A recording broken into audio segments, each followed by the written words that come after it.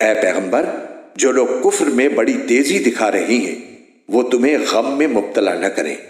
یعنی ایک تو وہ لوگ ہیں جنہوں نے زبان سے تو کہہ دیا ہے کہ ہم ایمان لے آئے ہیں، مگر ان کے دل ایمان نہیں لائے، اور دوسرے وہ لوگ ہیں جنہوں نے کھلے بندوں یہودیت کا دین اختیار کر لیا ہے۔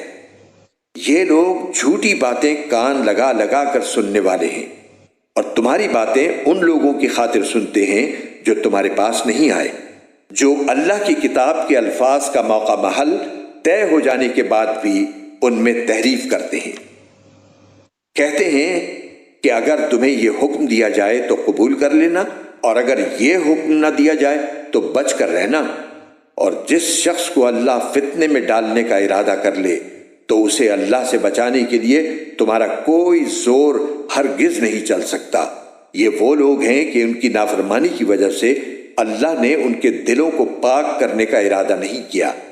ان کے لیے دنیا میں رسوائی ہے اور انہی کے لیے آخرت میں زبردست عذاب ہے۔